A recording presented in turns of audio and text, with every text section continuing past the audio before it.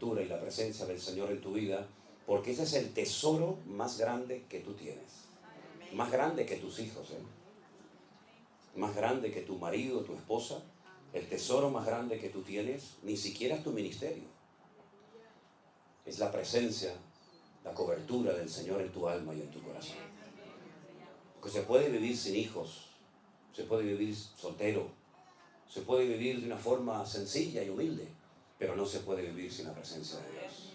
Él dijo, separados de mí, nada podéis hacer. Y el hombre se empeña en demostrarse a sí mismo y a los demás que puede vivir sin Dios y se equivoca rotundamente.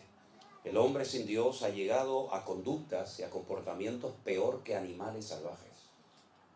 Las cosas que oímos, no sé aquí, porque aquí cuando llego, cuando estoy de viaje me desconecto completamente de las noticias y no sé lo que está pasando por ahí, a menos que sea algo muy grave, pero realmente cuando uno escucha, por ejemplo, las noticias en los noticieros de España, es increíble. Muchas veces tenemos que decir, oye, apaga eso, porque todos son tragedias. Niños que no sé qué, mujer que no sé cuánto, y estamos constantemente rodeados de noticias terribles.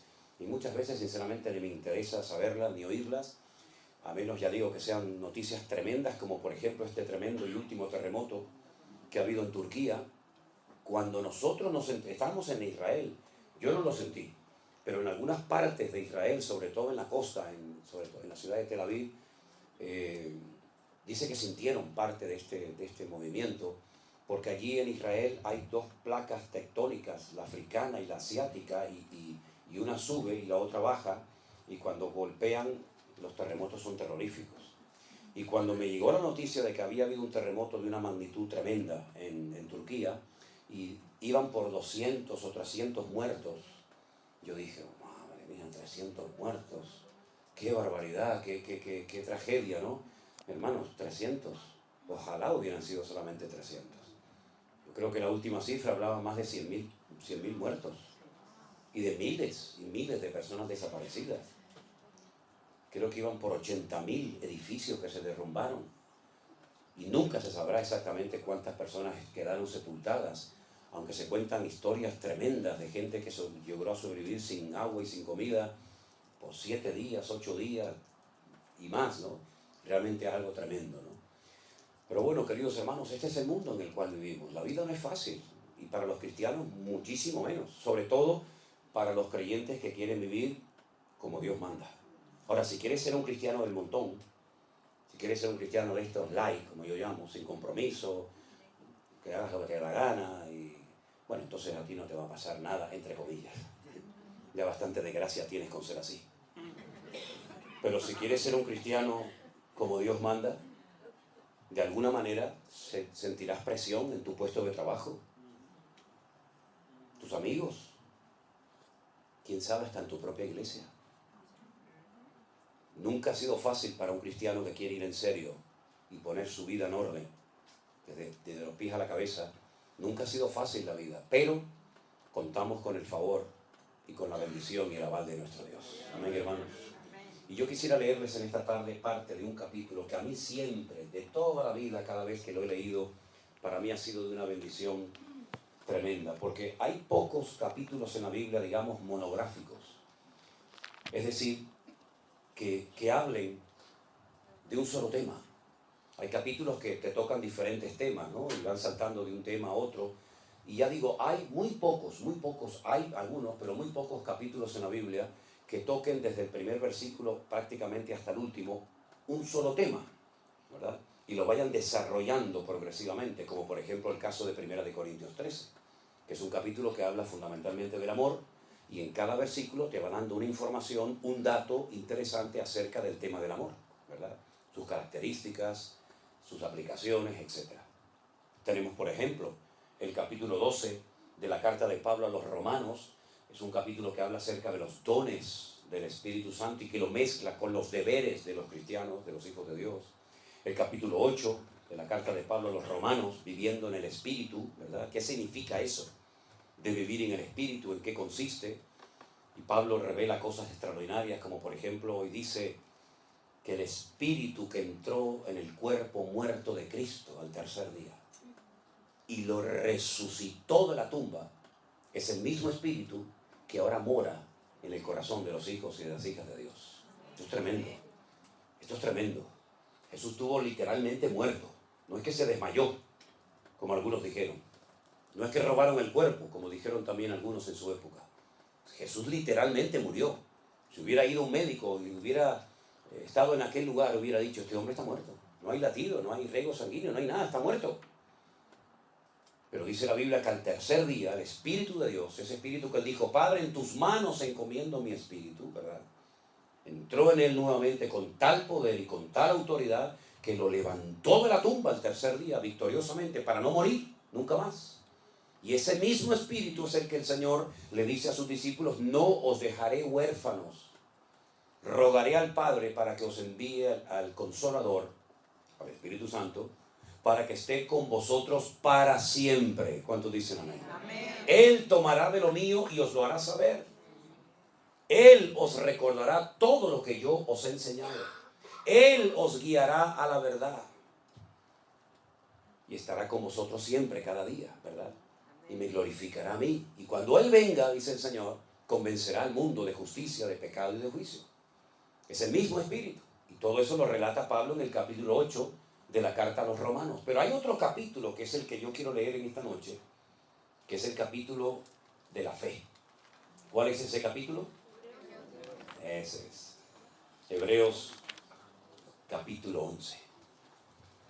Tenía un amigo mío que se convirtió, que el pobrecito no sabía leer muy bien, y un día llega y dice, hermano, vamos a leer la carta a los Hebreos. Sí. Digo, vamos a ver.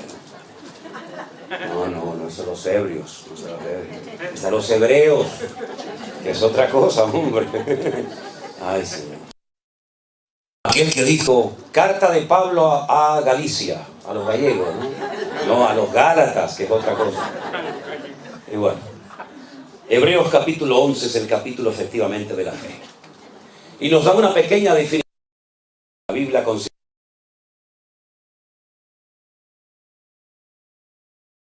la certeza de lo que se espera, la convicción de lo que no se ve.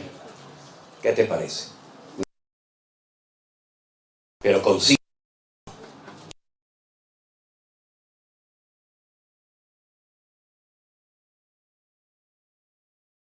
Dios mediante. Ahora, si observas, por ejemplo, el tema de la fe, a mí me llama la atención que se presenta desde diferentes puntos de vista, desde diferentes ángulos. Aquí en el centro de la iglesia hay varias, bueno, aquí también tenemos una a la derecha que está grabando, tuviéramos 4 o 5 cámaras. Cuando terminara esta reunión, ¿cuál de todas las cámaras que grabaron la reunión, cuál grabó la verdad? Todas. Lo que pasa es que lo hicieron desde diferentes ángulos. Uno del lado derecho, del lado izquierdo, detrás, delante, etcétera, etcétera. Incluso algunos ponen hasta una cámara arriba, ¿no? Para grabar de arriba para abajo, ¿no? Bueno, la fe en la Biblia es presentada desde diferentes ángulos. Por ejemplo, la Biblia dice que la fe es el medio a través del cual el hombre puede llegar a salvar su alma. Efesios capítulo 2, verso 8 dice, por gracia sois salvos por medio de la fe, y esto no de vosotros, pues es don de Dios. Es decir, que sin fe el hombre no puede invocar el perdón de Dios y ser salvo, ¿verdad? Y pasar de muerte a vida. La fe es el medio para obtener la salvación. Pero cuando Pablo le escribe, por ejemplo, a otros hermanos a la iglesia de Galacia, él dice que las obras de la carne son, y da una lista, creo que de 19 o 20 manifestaciones diferentes de la carne, del ego. Pero finalmente él llega y dice, más el fruto del Espíritu es amor, gozo, paz, paciencia, benignidad, fe, mansedumbre, templanza. Contra tales cosas no hay ley. Es decir, que no solamente la fe es el medio para obtener la salvación, sino que la fe es parte del fruto del Espíritu Santo que tiene que manifestarse y tiene que notarse en nuestra vida según va pasando el tiempo. Pero es curioso que cuando le escribe a los corintios, Pablo no utiliza el tema de la fe como el medio para la salvación o como parte del fruto de una de las características de una vida conectada con Dios, sino que él habla de un don. Él habla de 9 dones, pero uno de los que él menciona dice el don de la fe. Y yo pongo el siguiente ejemplo. Imagínense los hermanos que se fueron esta mañana a sus respectivos hogares. Bueno, tuvieron que llenar el depósito de su vehículo de gasolina hasta arriba, porque van a viajar muchos kilómetros y van a hacer muchas horas conduciendo. Y no pueden viajar con el depósito en reserva, ¿no? Sino tienen que llenarlo hasta arriba. Y probablemente durante el camino tendrán que volver a llenarlo y soltar el dinero. Ahora, si usted quiere ir de aquí a unas cuantas cuadras, tal vez con la poquita gasolina que usted tiene en este momento en su carro, en su coche, usted puede llegar sin ningún problema. Pero si usted quiere emprender un largo viaje, con esa gasolina usted no va a llegar, se va a quedar tirado en el camino. ¿Hasta dónde tú quieres llegar en tu relación con Dios? Tal vez con la fe que tienes puedes llegar de aquí a la esquina y puedes hacer alguna cosita. Pero si tú quieres adentrarte en una auténtica aventura con Dios, no te va a quedar más remedio que llenar el depósito de fe de tu corazón. Porque con la fe que tienes a lo mejor no llegas ni de aquí a la esquina. Ahora vemos en la palabra de Dios que la fe puede crecer, también menguar, y también puede ser contaminada. Pero hablemos de cómo crece la fe, ¿verdad? Porque si la Biblia dice en el versículo 6 que sin fe es imposible agradar a Dios, entonces nos conviene tener mucha fe. ¿No estamos de acuerdo, hermanos? Sin fe es imposible agradar a Dios. Por lo tanto, yo necesito saber cómo puedo tener una buena fe, robusta, firme, madura, para que cuando llegue el momento de la prueba, que llegará, mi fe no me falle y esté en óptimas condiciones. Bueno, analizando la palabra de Dios, uno se da cuenta de que la fe, tarde o temprano, para que crezca, tendrá que ser probada por el fuego, dice Pedro. La fe, aunque es más preciosa que el oro, tendrá que ser probada por el fuego de la prueba. Y entonces ves en la Biblia que prácticamente no hay ni uno de los grandes hombres de Dios que su fe no fue probada en un momento puntual de su vida. Miren, por ejemplo, la vida del patriarca Abraham. Abraham vivía en lo que sería hoy en día aproximadamente Irak, por allí, por el Éufrates, por el Tigris, por Mesopotamia. De repente este hombre recibe un llamado del Dios vivo y verdadero diciéndole que lo deje todo, tierra, padre, familia, que renuncie a su herencia, porque así ocurría, que lo deje todo y que se adentre al desierto a caminar, y dice que salió sin saber a dónde iba. Cuando usted salió de su casa, de su ciudad, hace unos días para poder venir a estas reuniones, usted sabía a dónde iba, ¿sí o no? Cuando usted salió esta tarde de su hogar para venir a esta reunión, usted sabía a dónde tenía que ir. Pero si alguien paraba a Abraham por el desierto y le decía, ¿a dónde vas? Abraham no podía dar una respuesta coherente, decía, no lo sé. ¿Cómo puede salir un hombre dejándolo todo atrás y encima no saber a dónde voy? Salió sin saber a dónde iba, dice la palabra. Versículo 8 dice, obedeció para salir al lugar que había de recibir como herencia y salió sin saber a dónde iba. Versículo 9, por la fe habitó como extranjero en la tierra prometida, como en la tierra ajena, morando en tiendas con Isaac y Jacob, coherederos de la misma promesa. Es decir, pasó de una vida de confort, de una vida de estabilidad, con su trabajo, con su familia, etcétera, etcétera, a una vida de nómada. No sé a dónde voy y dejo mi casa, dejo mis patrimonios, dejo todo para vivir en tiendas de campaña, cosa que nunca había hecho. ¿Cuánto tiempo? No lo sabía. ¿A dónde vas? Tampoco lo sabía. Y todo eso lo hizo por fe en el llamado que había recibido de parte de Dios. Porque Dios le había hecho una promesa. Y la promesa consistía en que sería dueño, él y su descendencia, de todo un país. La tierra de Canaán, la tierra de Israel. Y dice aquí, porque además de todo eso, esperaba la ciudad que tiene fundamentos, cuyo arquitecto y constructor es Dios. Ahora díganme ustedes, ¿Qué ciudad ha construido y edificado y diseñado Dios? ¿Dónde está esa ciudad que ha construido Dios? Que la ha diseñado hasta el más mínimo detalle. ¿Dónde está esa ciudad? Porque de esa ciudad no se habla nunca en el Antiguo Testamento. No se habla ni en la ley de Moisés, no se habla ni en los salmos, no se habla en ninguna parte. Pero dice aquí el autor de este capítulo que Abraham salió, número uno, sin saber a dónde iba, agarrado firmemente a una promesa de heredar algún día una tierra. Vete tú a saber dónde estaba esa tierra. Y además, en el fondo, lo que Abraham realmente buscaba era la ciudad cuyo arquitecto y fundador es Dios. ¿Cómo podía saber él que existía esa ciudad? ¿Y dónde estaba esa ciudad? Si el primero en toda la historia de la Biblia que nos relata esa ciudad, cómo es, sus medidas, sus materiales, etcétera, etcétera, hasta su nombre, fue Juan en el libro del Apocalipsis, en el capítulo 21 y 22 del Apocalipsis. Pero dice la Biblia que salió sin saber dónde estaba, pero la buscaba, y dice que la saludó y la vio de lejos. Por eso es el hombre llamado en la Biblia el padre de la fe. Esa ciudad cuyo arquitecto y fundador y diseñador es Dios, es nada más y nada menos que la Nueva Jerusalén. Si quieren saber cómo es, si quieren saber cuáles son sus características, sus medidas, sus materiales, etc., lean esta noche antes de dormir el capítulo 21 y 22 de Apocalipsis y te vas a quedar asombrado, porque ahí está la ciudad que Abraham buscaba y dice que la vio.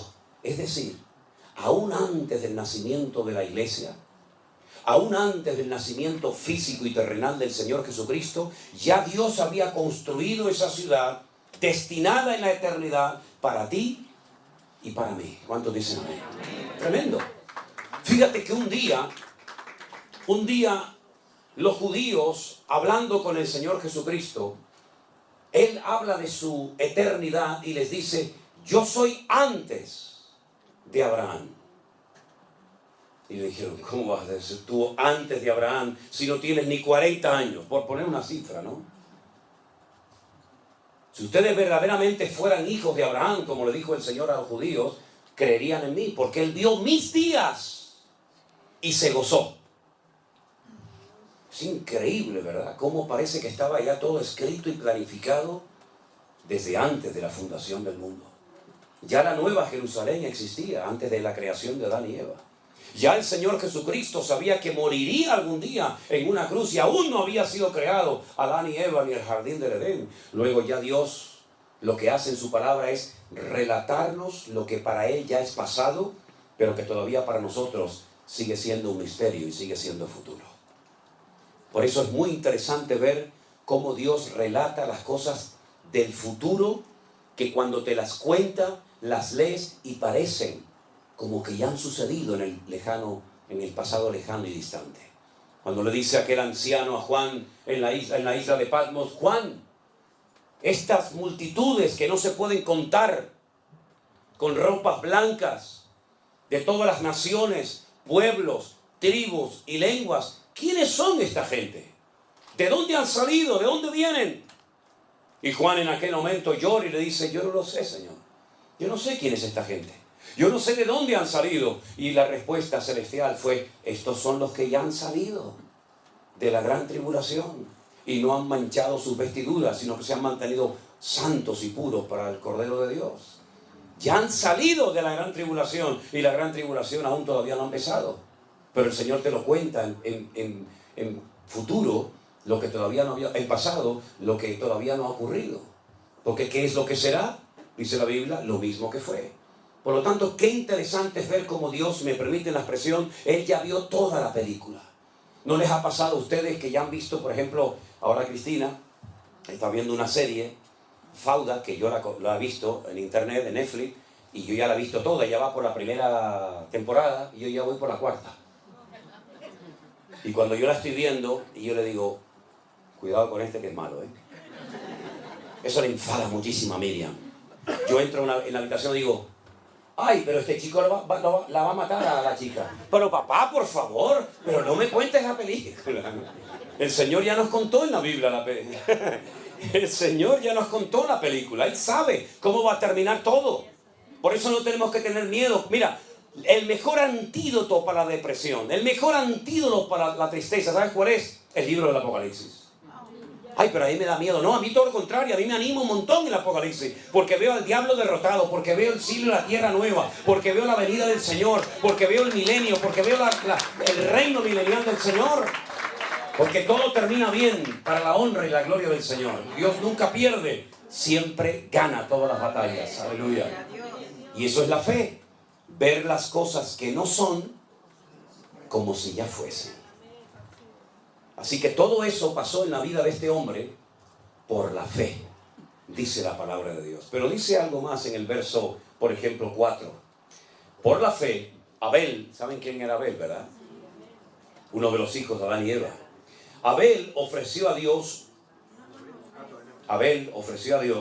más excelente sacrificio que Caín, por lo cual alcanzó testimonio de que era justo, dando Dios testimonio de sus ofrendas, y muerto, aún habla por ella. Hay gente que ha muerto, pero sus obras hablan como si estuvieran vivos todavía entre nosotros, ¿verdad? Dios había establecido un nuevo sistema, una nueva forma de acercarse a Dios, porque ya habían pecado, ya habían caído, ya habían sido expulsados del jardín del Edén, pero Dios quería seguir teniendo comunión con el hombre, pero ya no va a ser igual. Ya se acabó eso de línea directa con Dios, ahora son sacrificios de animales. Y alguien me preguntó una vez, ¿y por qué sacrificios de animales? ¿Qué tienen que ver los animales con el pecado del hombre? Bueno, Dios estableció muchas leyes en la naturaleza y muchas leyes en el reino espiritual, y una de ellas dice que sin derramamiento de sangre no hay remisión de pecados. En la sangre está la vida. Es decir, que lo que tenía que suceder es que el hombre tenía que morir derramando su sangre. Pero si moría, ¿cómo iba después a poder vivir y experimentar el gozo de la salvación? Es imposible. Por lo tanto, el animal sustituía al pecador y le recordaba que se comportó como un animal el día que desobedeció y se desconectó de Dios, porque eso es lo que hace el hombre. El ser racional se convierte en irracional cuando peca, cuando miente, cuando roba, cuando mata, etcétera, etcétera. ¿Por qué? Porque se comporta peor que una bestia. Y el pecador, cuando quería acercarse a Dios, tenía que traer un animal, como tú te has comportado como un animal, en vez de como un ser, pues, racional, como yo te creé en un principio. Y vas a tener que poner tus manos sobre la cabeza de ese animal inocente y confesar públicamente tus pecados. Y ese animal simbólicamente va a morir en tu lugar, aunque no te va a perdonar los pecados, pero es para que recuerdes siempre que eres un pecador. Y eso pasó durante siglos y siglos y siglos. Nadie podía acercarse a Dios como nosotros hoy en día, que oramos, pedimos perdón y ya está. No, durante siglos la gente tenía que ir al templo de Jerusalén a presentar sus correspondientes sacrificios. Pero claro, no había un sacrificio que te limpiaba completamente de tus pecados, sino que continuamente tenías que ir, y otro día, como cuando éramos católicos. No ibas al cura y te confesabas y ya te perdonaba los pecados para toda la vida. ¿Verdad que no? Yo me acuerdo que un día un cura me dio una bofetada, me dio un sopapo un cura una vez, porque como nos obligaban a confesarnos cuando yo estaba en el colegio de curas y era monaguillo, pues me llevaba a confesar antes de poder comulgar. Antes era así. Y cuando iba al cura y le decía de aquello de Ave María Purísima, sin pecado concebida, hijo, cuénteme sus pecados. Y yo, de bromista, le digo, Padre, me confieso de mis pecados y también me confieso de los pecados que voy a hacer cuando salga de misa otra vez. Y salió del confesionario y me dio una bofetada y dice, no, sin vergüenza, no tienes vergüenza. Digo, es que voy a pecar otra vez, es que hay una niña que me gusta mucho y me voy a ir con ella después cuando salga de la misa. ¿Te das cuenta?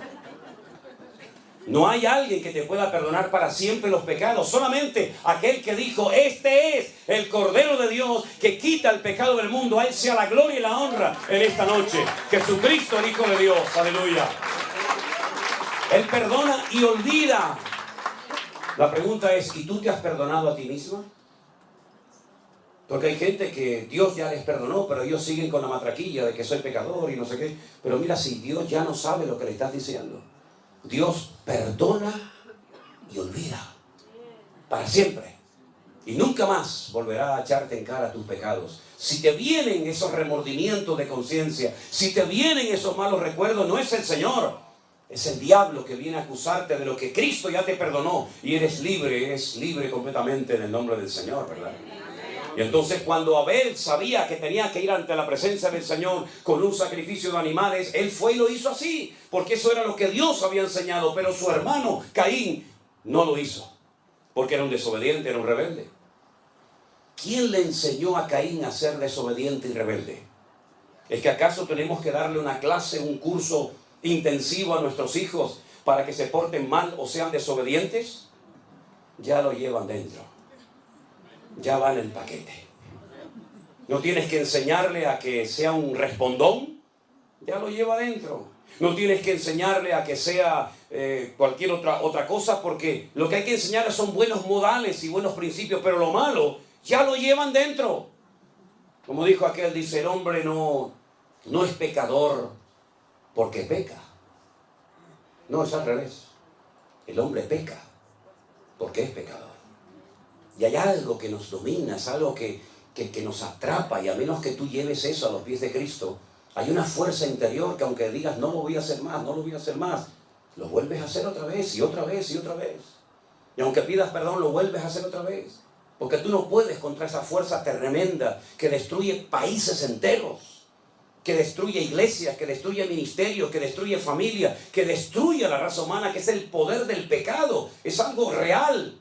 El poder más destructivo que hay es el poder del pecado. Y si no, mira cómo está el mundo, lleno de pecado, de desobediencia, de rebeldía, de soberbias por todas partes. Y para eso vino Cristo, para darte un poder más fuerte que el que te dominó durante años.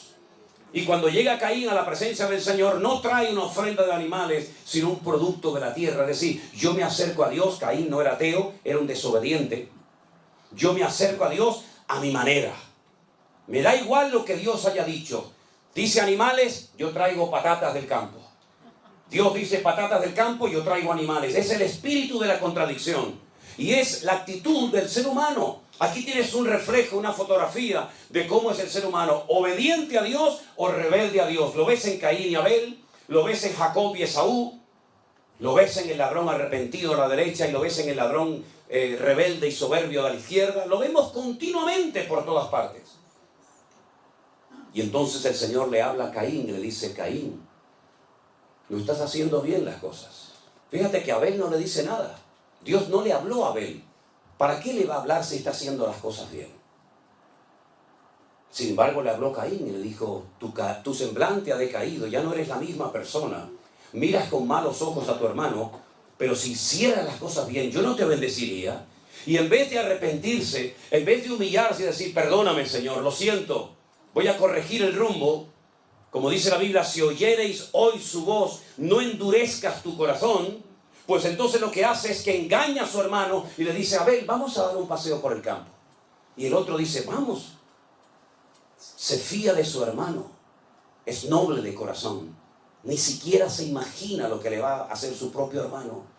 Y dice la Biblia que su hermano Caín se levanta contra él y lo mata. El primer asesinato de la historia de la humanidad. Y Dios le vuelve a hablar a Caín y le dice, Caín, ¿dónde está tu hermano Abel? Lo confronta, ¿no? Y Caín le dice, ¿soy yo acaso guarda de mi hermano? Como diciendo, yo que sé dónde está mi hermano. Y le dice el Señor algo tremendo y le dice, la voz de la sangre de tu hermano Abel ha llegado hasta mi presencia. Aunque lo quieras ocultar, esa sangre inocente que ha sido derramada por tu mano ha llegado a mi presencia clamando por justicia. Y Dios maldice a Caín, y sabemos lo que pasó con Caín. Fue un ser errante, ¿verdad? Sin arraigo en ninguna parte del mundo, con una insatisfacción como le pasa a la gente hoy en día, que nada les llena. Se emborrachan, se drogan, van a fiestas, van a casinos, viajan, se casan, se divorcian, se juntan con una, se juntan con otra, se meten en una secta, salen de una secta, se meten en otra, tienen dinero, pierden el dinero, vuelven a ganar dinero, y hay una constante insatisfacción en su vida y nada les llena. Es como un hueco que nunca se termina de llenar. Porque cuando una persona es desobediente y arrogante y le da las espaldas a Dios, nunca te sentirás feliz ni en paz en esta vida. Es el espíritu de Caín, el espíritu errático, el espíritu que cuando está aquí quiere estar allá, cuando está allá quiere estar aquí, cuando hace frío dice, ay, a ver si viene el calor y quiere estar el frío, cuando está navegando en alta mar quiere llegar a tierra, cuando está a tierra quiere volver a alta mar, cuando es de día anhela la noche, cuando es de noche anhela de día. Es una constante insatisfacción, y esa es la característica típica del que está fuera de la voluntad de Dios. Sin embargo, el que está en la voluntad de Dios le da igual si hace frío o calor, le da igual si le aplauden o le critican, le da igual si tienes que predicar a unas sillas vacías o a un auditorio de miles de personas. ¿Sabes por qué? Porque ya el vacío lo llenó el Señor Jesucristo, nuestro amado y bendito Señor. Aleluya. Es así, hermano, es así. ¿Y por qué Abel fue obediente? Porque dice que lo hizo por fe, porque la fe nos ayuda a ser obedientes y la rebeldía nos ayuda a ser gente desobediente. Tú tienes que elegir esta noche qué tipo de vida, qué modelo de vida tú vas a vivir. Y otra cosa, para los que son padres y madres, lo que tú elijas, el camino de la obediencia, el camino del sometimiento al Señor, o el camino de la desobediencia y dándole las espaldas a Dios, quieras o no quieras, te pongas como te pongas, se lo vas a transmitir a tus hijos. Así que ándate con ojo. Porque no solamente los seres humanos tenemos la capacidad de transmitir nuestra genética a nuestros hijos, sino también hay una influencia espiritual sobre nuestros hijos que se transmite aunque no creas en ello. Por eso es muy importante que tú no solamente analices tus palabras, sino tu actitud. Porque puedes decir todo lo que tú quieras y puedes gritar y puedes hacerte el macho y puedes hacerte lo que tú quieras. Pero si tu vida por dentro no es igual que lo que parece ser por fuera, tú vas a transmitir tu rebeldía, tu amor al Señor, tu pasión por la obra del Señor o tu rechazo al Señor y a su palabra. Lo vas a transmitir quieras o no quieras. ¿O es que no hemos leído en la Biblia que dice tal la madre, tal la hija? Vemos un niño pequeño y decimos, ¿cómo se parece a su padre? Es igualito, igual de terco, de cabezón que el padre o que la madre. Y el niño tiene meses, pero ya comienza a brotar ese germen que llevamos por dentro. ¿Se acuerdan cuando el Señor Jesucristo le dijo a sus discípulos aquella frase preciosa? En el mundo tendréis aflicción, pero confiad, yo he vencido al mundo. Mi paz, dice el Señor a sus discípulos, mi paz os dejo. No como el mundo la da. Es decir, la paz que tenía Cristo, el príncipe de la paz, no se la llevó al cielo con él, sino que se la dio a Pedro, se la dio a Juan, se la dio a Santiago, y todos tenían la misma paz que tenía el Señor Jesús.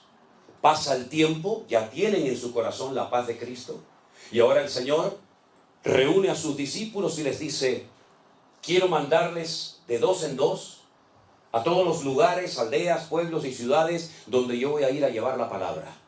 Cuando lleguen a una casa, si no os reciben, si no os dan hospitalidad como era en la época, lo que se tenía que hacer, vuestra paz volverá a vosotros.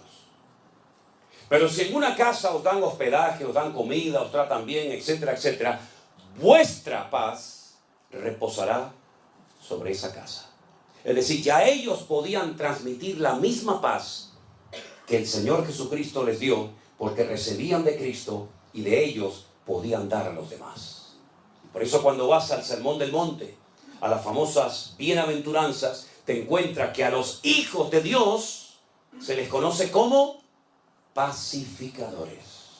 Bienaventurados los hijos de Dios, porque ellos serán llamados pacificadores. ¿Qué transmites tú en tu casa? ¿Qué transmites?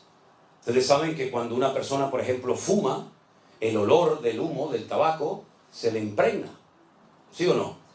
La Biblia dice que un día una mujer ungió al Señor Jesucristo con un vaso de alabastro de nardo puro, y toda la casa y todos los que estaban en la casa fueron impregnados con aquel olor del Señor. Y déjenme que les diga que hace poquito estuve en Israel y una hermana compró un vasito, así, un frasquito pequeño de alabastro, y me echó una gota así en la mano.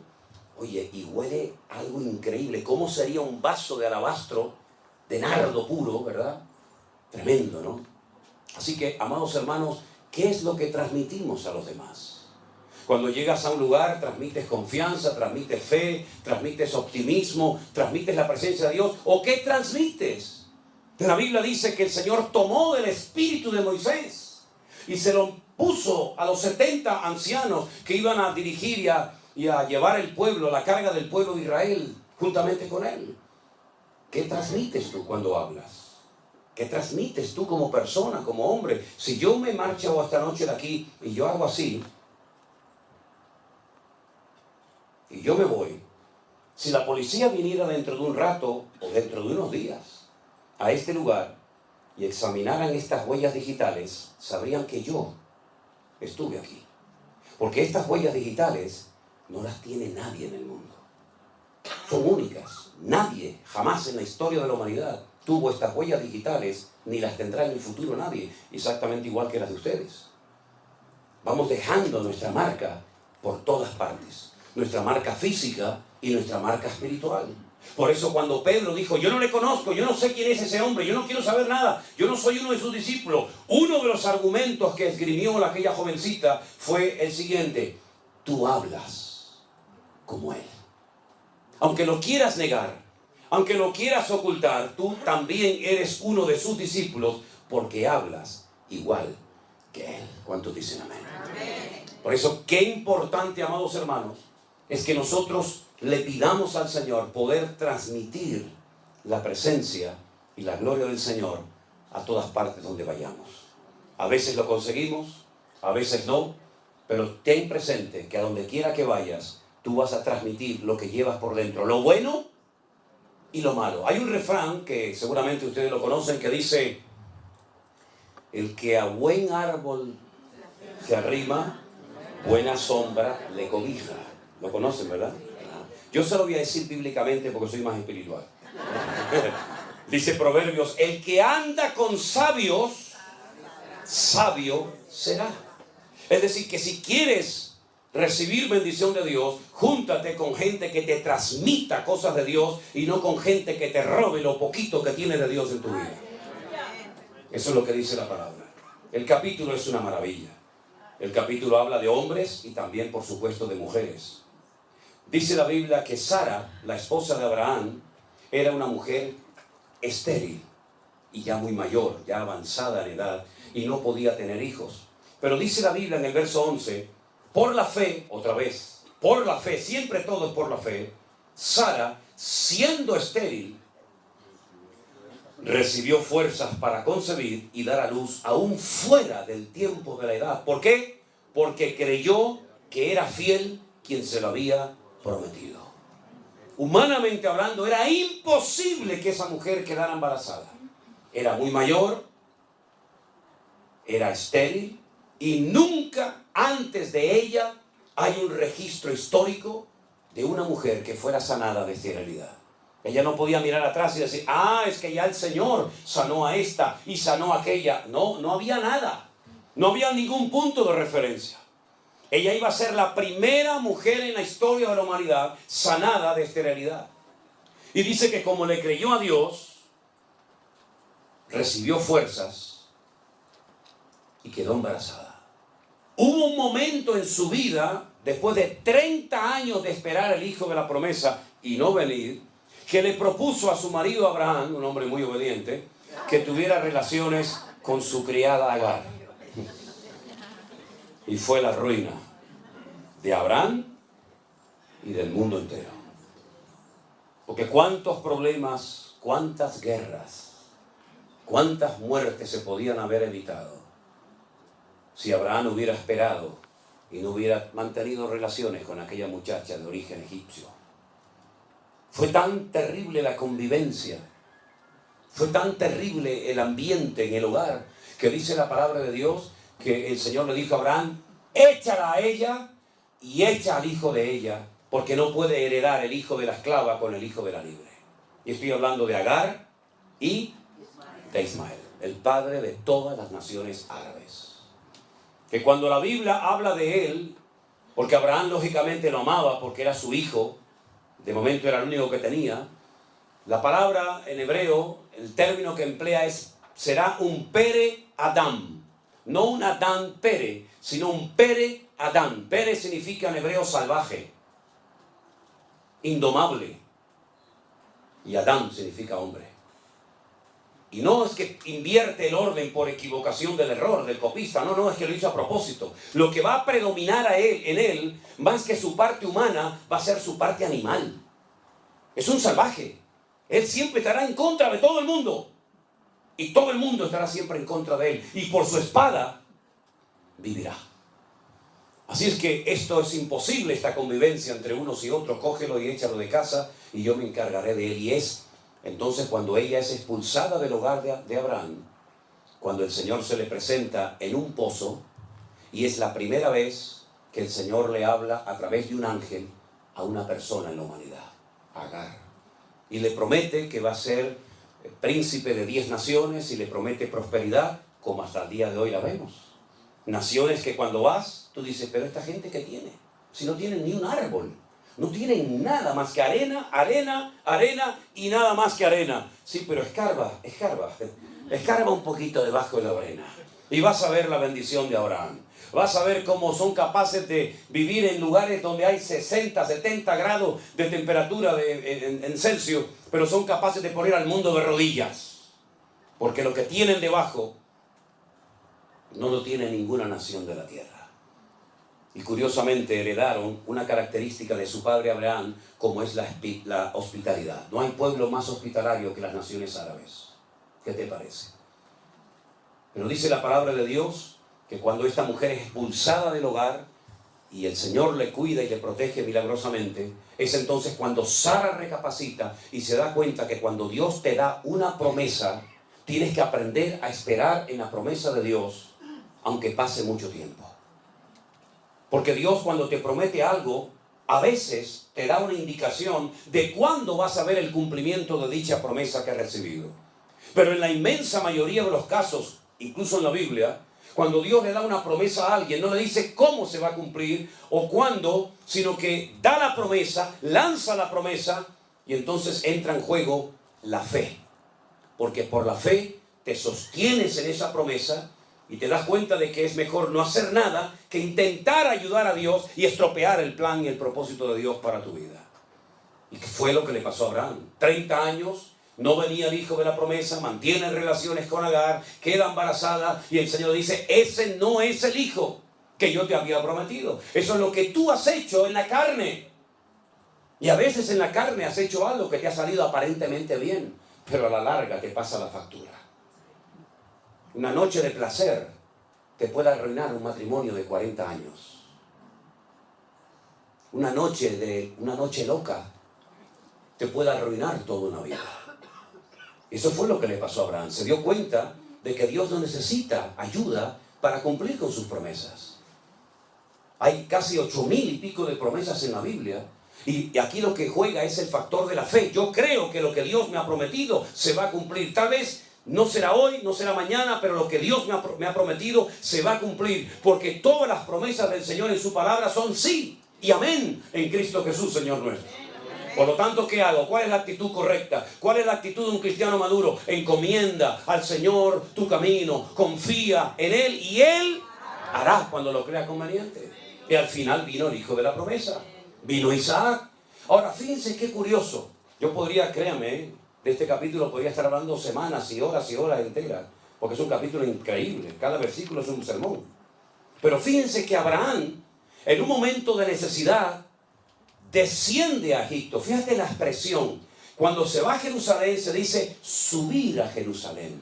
Y cuando se va a Egipto se dice descender a Jerusalén. En lo natural y también, como no, en lo espiritual.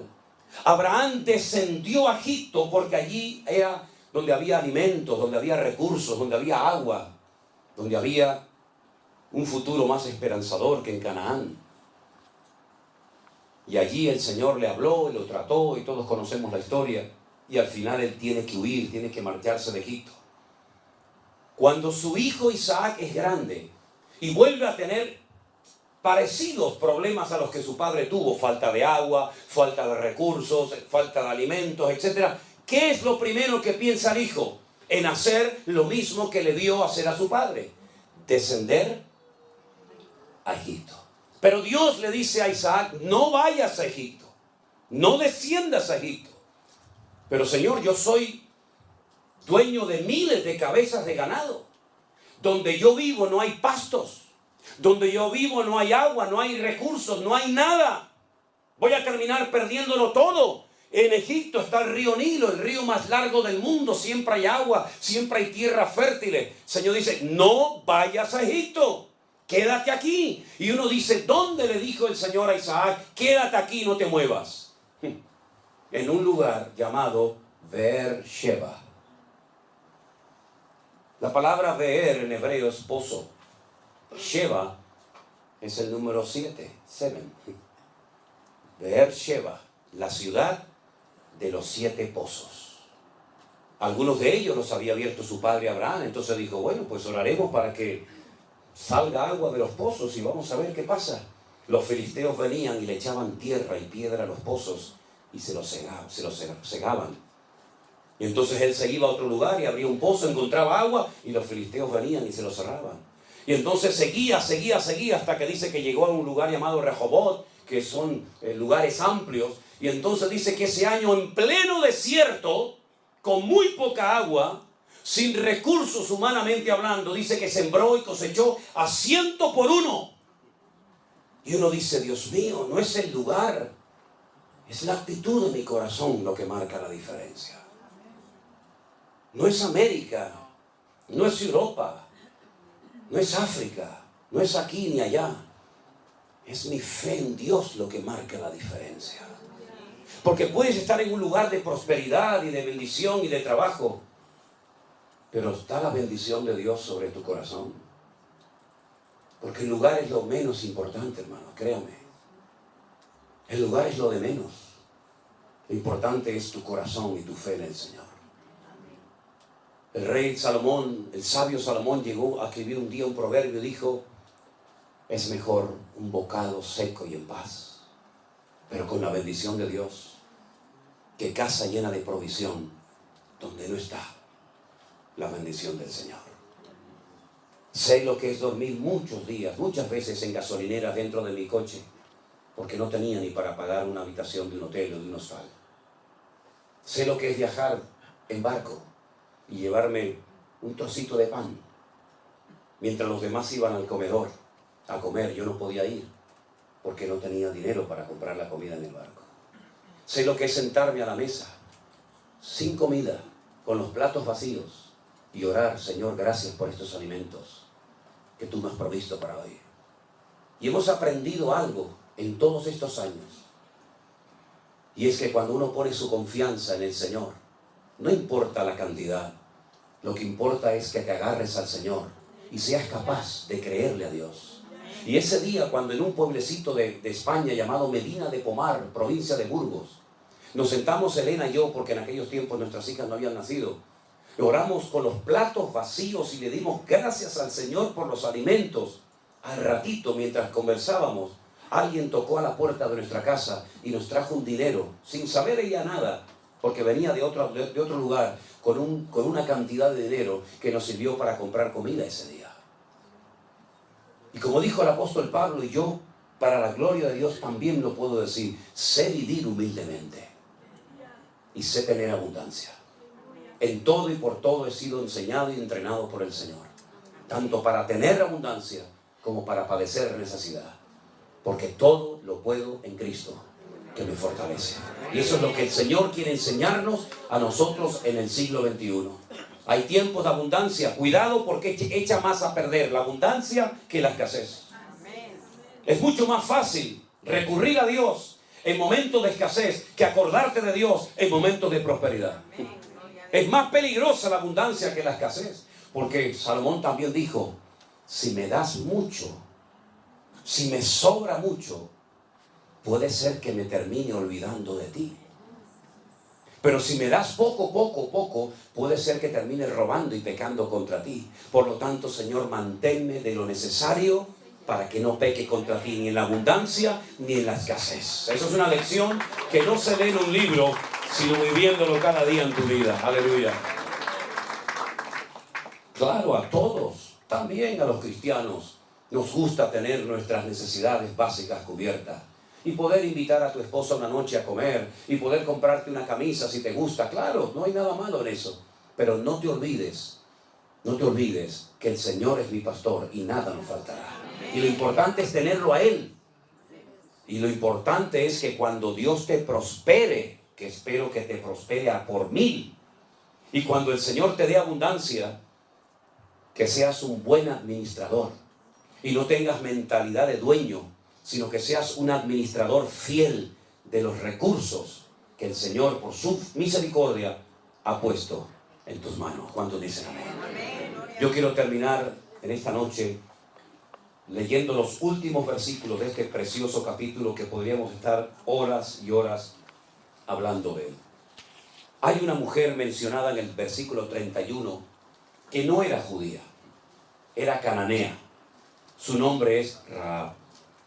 El verso 31 dice, por la fe, otra vez, por la fe, Rahab, la ramera, no pereció juntamente con los desobedientes, habiendo recibido a los espías en paz.